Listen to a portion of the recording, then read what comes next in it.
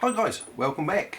After the disaster with the signal box in the last episode, we're now moving forward and adding more scenery. Now I'm waiting for some scenic cement. I've run out, done a little bit more ballasting on the points here. But we're talking about today what I'm going to add detail wise. Now I've got my semaphore signals to add, and I'm going to bring you down in a minute and discuss that. And I've also got the Bachmann fuel point, which I purchased from Melks Models a couple of months back now.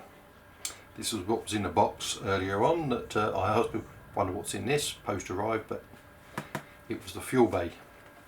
So we'll open this and I'll show you where I'm going to put that, and we're going to discuss the signals. I've currently got a poll on Dean Park on Facebook to work out where to position these two signals, and I'll bring you down so you can see what my quandary is.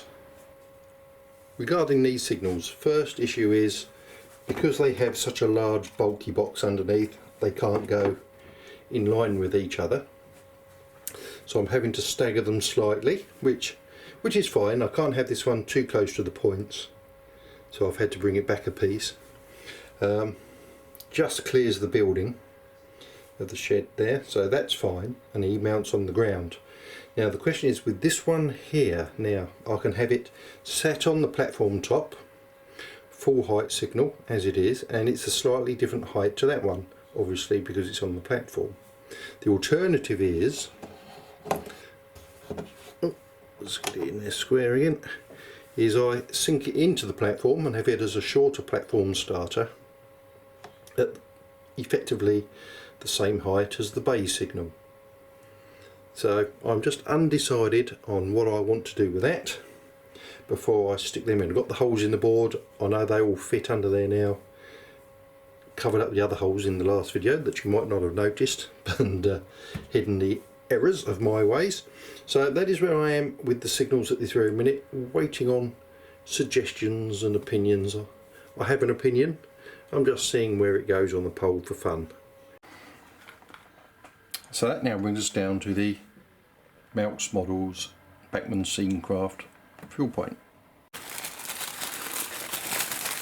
So it's the good old basic, it's already weathered Bachmann fuel point. Now what I'm using this for is not a fuel point for locos, but it's going to live here and is the decanting station for tank wagons to fuel fishing boats on the river during high tide.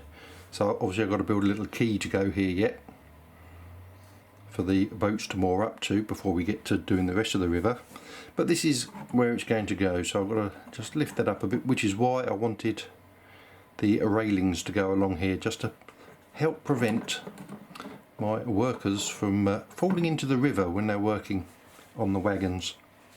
It's a disused location, you know, fishing boats don't come here for fuel anymore, potentially depending on which period I'm running, but you know, it's one of those, has been used, it's sort of not necessarily here anymore, but could always potentially have a tank wagon for fuel to come in. The reason I haven't at the minute is because I haven't got any TTAs, but supposedly soon they'll be coming along. But there we go. So Melks Models, you still got a few of these left, you know, simple little bit of kit and nicely detailed. So it's starting to create a nice little scene.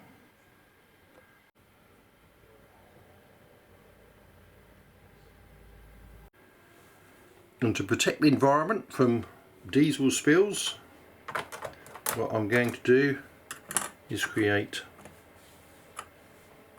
a little concrete pad, and I'm going to use these coffee stirrers. I think the wagons roll over them easy enough. Yep, no dramas there with the wagons at least.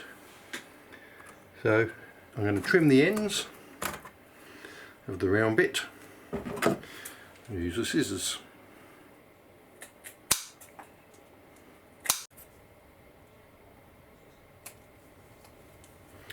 There's one.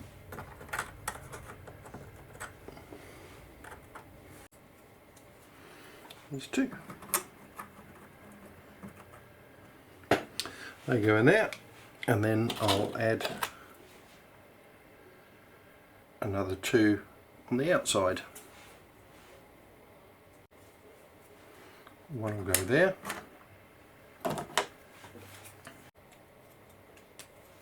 And this one will go here.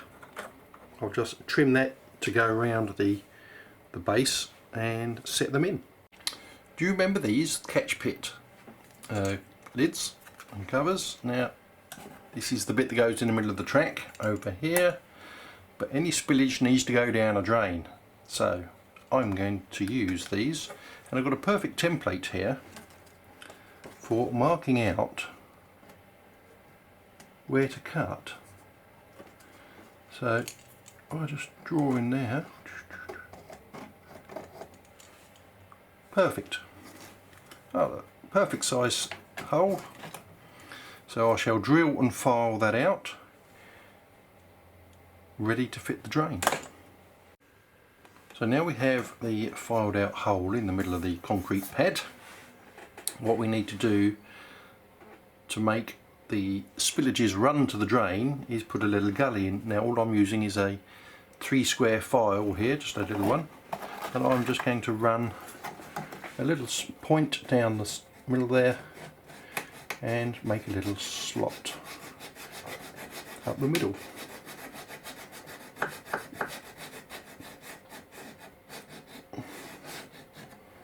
Not all the way to the end, but from near the end down to the centre, just to create a little drain that leads to the actual drain itself.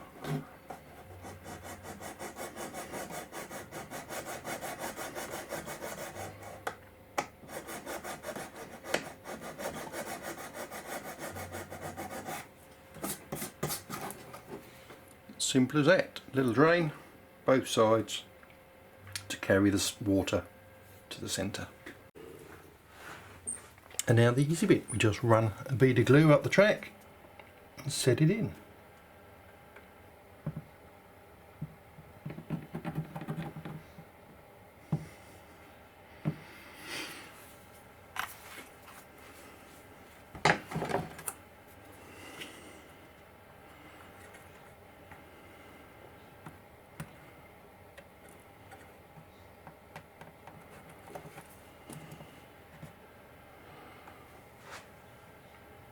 And we just wait for it to dry. What this will now allow me to do is fit the 2 lids, and we'll see how good my rough filing was as to whether they'll actually fit in.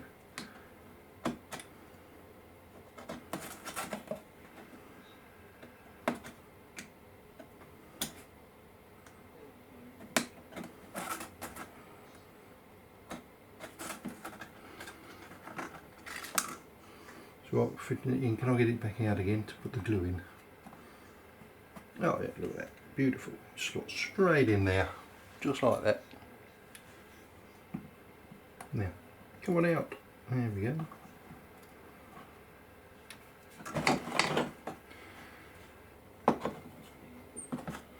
And one for the other end.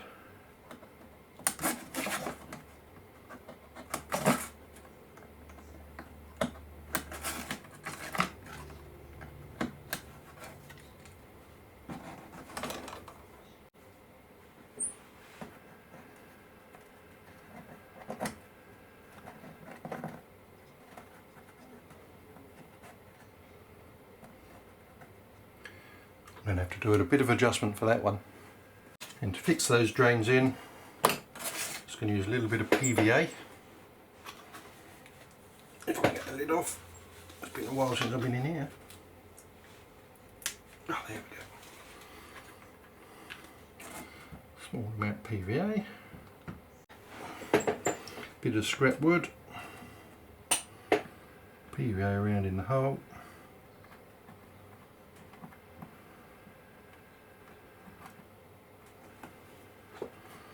Insert the manhole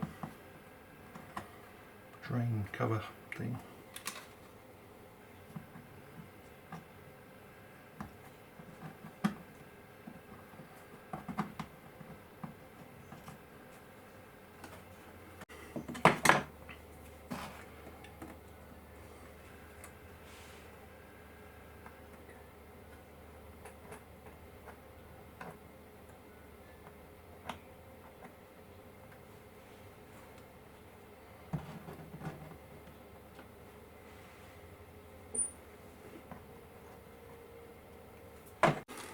We'll let that dry off and then it's ready for a bit of paint. Excellent. So basically we're just going to start blending it into the ground, and I'm going to use some ocean grey acrylic just as a base concrete colour. Applied neat with a flat brush.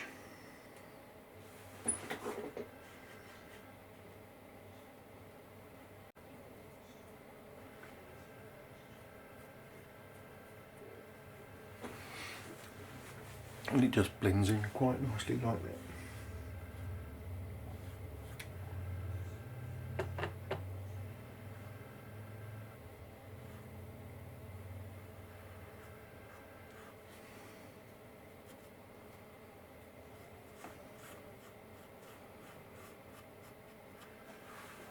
And we'll come back when this is all done.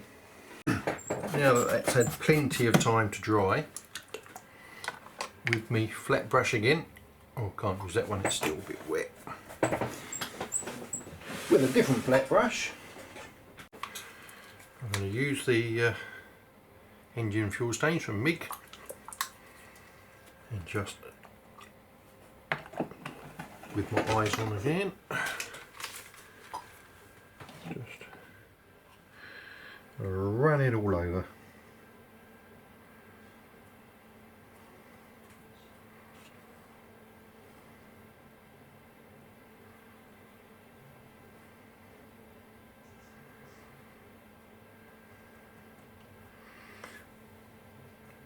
So it lays in the little trough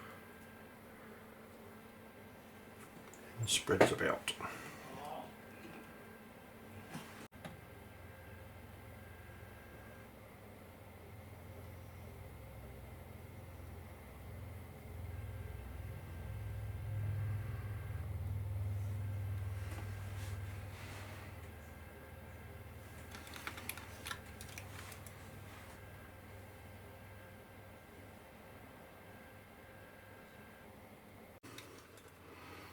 And for these grills here, I'm just going to use a bit of raw umber.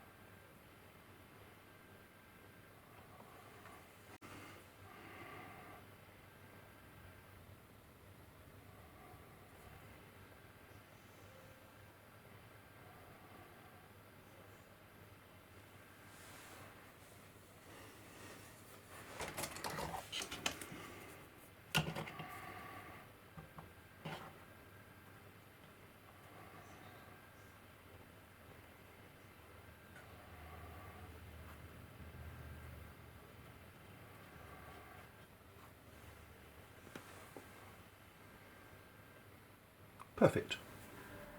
We are a few days on from the last video clip, so we change of outfit and stuff. I got a bit carried away where I put the little fuel point in here. I sprinkled the ballast everywhere, just I was just putting a little bit to see what it looked like next to the fuel bay, and it's all ballasted. However, the issue is I don't have any glue. It's in the post and it's not going to get here till the middle of next week, which means I can't tip the board up, I can't do anything to fit the signals in or anything like that. So I'll show you what I've done. We can admit it does look pretty good, neatly ballasted. What I have done is sanded down the concrete here because it was a bit proud and was just catching on the easy shunt couplings on the 08. That doesn't do that now, so it's still back with the grey paint on top and the ballast sprinkled around everywhere to make it all look pretty. So what can I do? As you can see here, I have painted the unloading shed, the disused unloading shed, basic Tamiya paints. I wasn't going to bother to video that because you don't really need to see me do that. So this is the bit I always like, is the reveal under the masking tape. And you peel it back.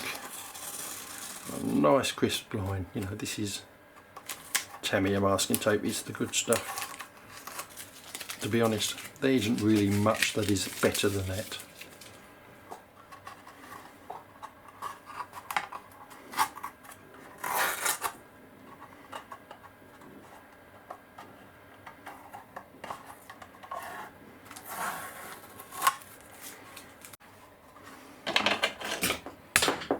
Tweezers, use that there, look at that, it's so much easier. Just peel that back, look at that.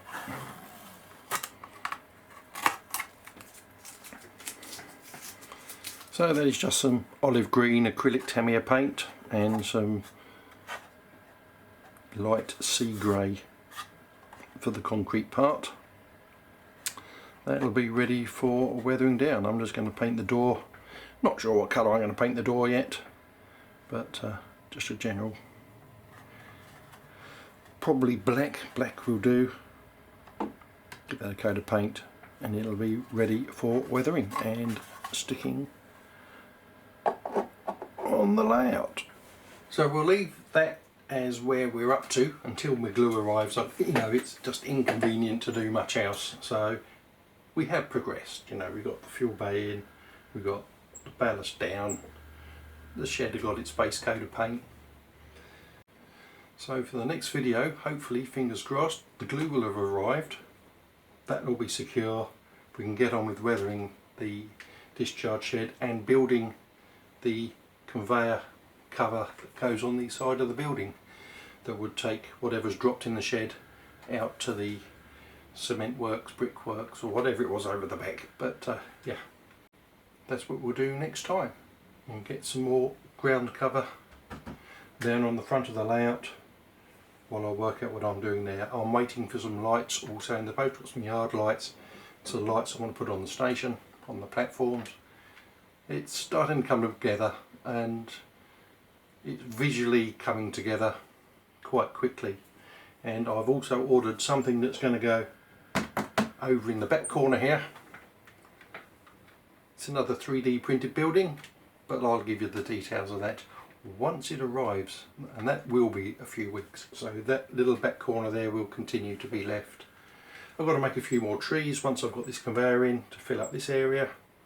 We'll add a bit more ground cover at the front on the embankments just to start to blend it in down on towards the track, and it'll start to pop, I think. So hopefully we'll get another video out for next week, but up until then, you know, like, subscribe, all the usual stuff, and I'll see you there, fingers crossed. Bye for now.